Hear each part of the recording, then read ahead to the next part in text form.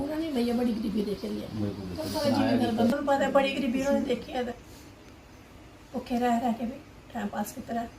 पर अज जो भी है उन्होंने ये सब कुछ मैं अपने बेटे भी है कि नहीं अपने पापा वाल उन्होंने बस ये याद रखना एक जो भी है खाने ना एक रोटी आई खाने पीने ये उन्होंने खून की कमाई है, सारा कुछ नहीं है। अपने नाम लिखा पवन कुमार,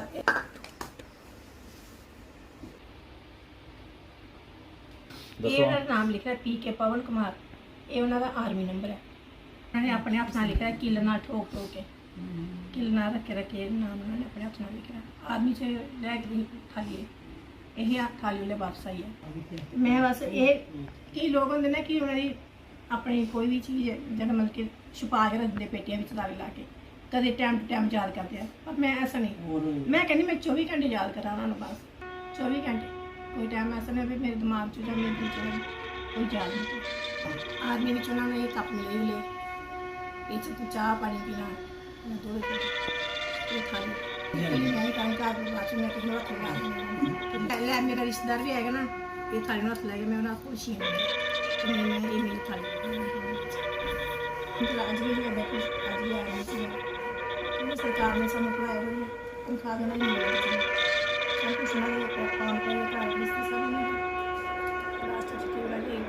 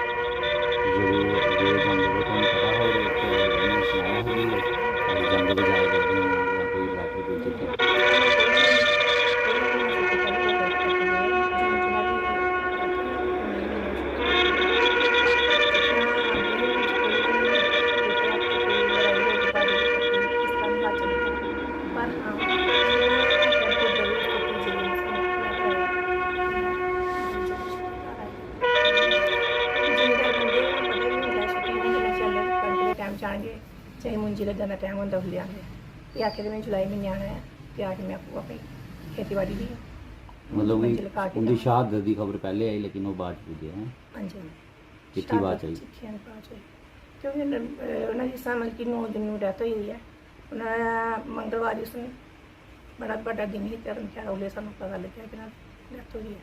लेकिन डैड बॉडी उन्होंने 3-4 दिन बाद आई। उस तो बाद उन्होंने एक लैटर आया जिहदे विच उन्होंने लिखा कि मैं जल्दी छुट्टियां ना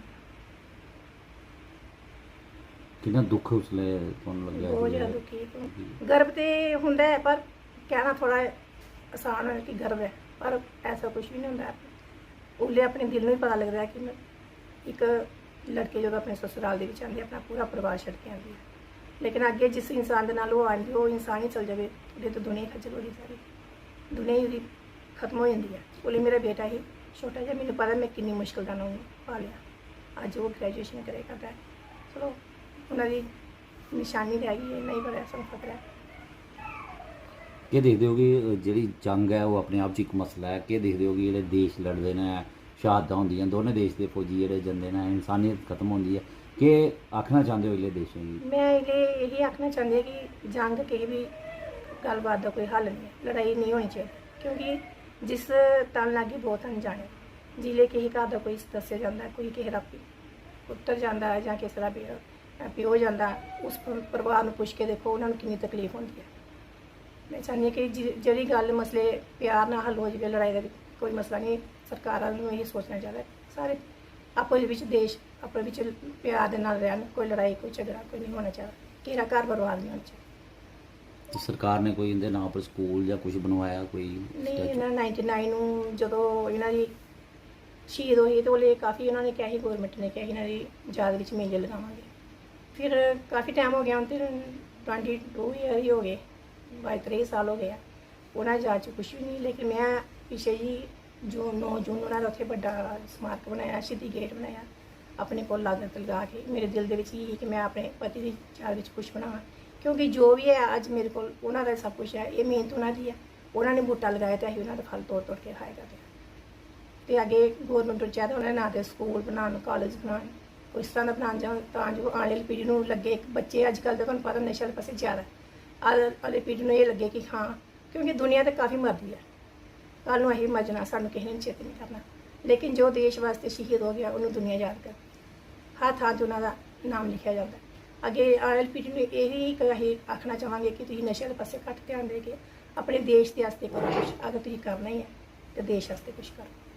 ਕਿਹੜੀ ਜਗ੍ਹਾ ਰਹਿੰਦੇ ਹੋ ਔਰ ਕੀ ਦੇਖਦੇ ਹੋ ਕਿ ਬੜੇ ਭਰਾ ਨੇ ਸ਼ਹਾਦਤ ਦਿੱਤੀ? ਕਿੰਨੀ ਦੁੱਖ ਦੀ ਗੱਲ ਔਰ ਕਿੰਨੀ मेरा नाम अशोक कुमार है और मेरे ब्रदर ने 99 च एक शहादत दी थी और सानू बड़ा गर्व भी है और सानू दुख भी है, लेकिन उन्हें देश वास्ते शिव कुर्बानी दी है।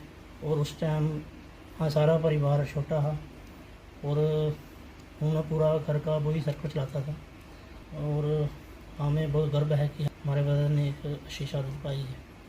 तो बात हुई कभी इन बिटवीन जब वो जंग पे गए उससे पहले आप? बात कोई नहीं होती थी, सिर्फ हम चिट्ठी लिखते थे, चिट्ठी पे भी कोई बात होती थी, तो चिट्ठी पे काम चलता था और वो एक अच्छा इंसान था।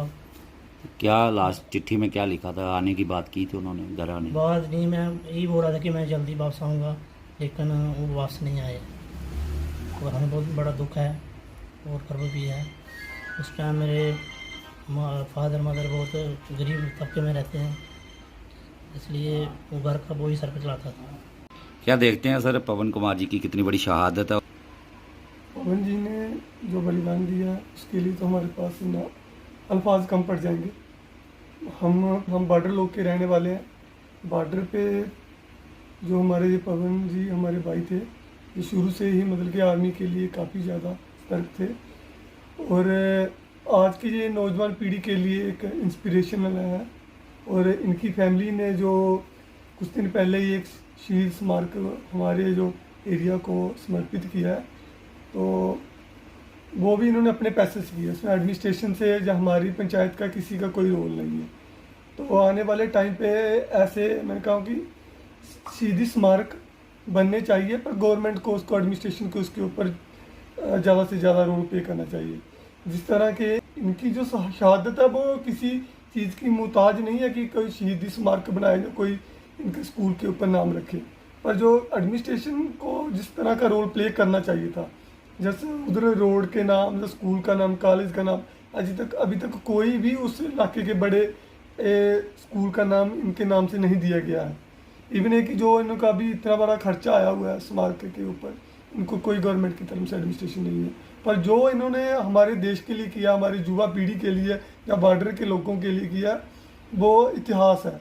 तो मैं कहता हूँ कि इसके लिए हमारा पूरा बॉर्डर, हम लोग हमारे सदा इनके ऋणी रहेंगे। क्या कहना चाहेंगे नई पीढ़ी को, और खास करके इनकी बात करें तो किस तरह का इनके अंदर जज्बा था और बॉर्डर क्षेत्र के लोगों के अंदर किस तरह से देशभक्ति भरी हुई है? मैं आपको बताना चाहता हूँ, तो बॉर्डर के लोग हमेशा ही, जो सेना के बाद जो दूसरे पहरेदार है वो बॉर्डर के लोग ही रहते हैं। तो हम लोग शुरू से ही गोले बारूद से मतलब कि खेलते आते हैं। टाइम टू टाइम हमें कभी उठना पड़ता है, कभी जाना पड़ता है, कब गोलीबारी शुरू हो जानी है किसी को कोई पता नहीं रहता है। इसमें पवन जी हमारे शुरू से ही बड़े जुझारू थे, तो मतलब कि सेना में जाने का शुरू से ही जज्बा था। वो जज्बा उन्होंने अपनी शहादत दे के, अपनी देश के लिए जो सुप्रीम बलिदान दे के, तो अपने जज्बे को उन्होंने प्रूव किया कि उनका देश के प्रति कितना प्यार था। तो जज्बा तो बॉर्डर के लोगों के खून में है।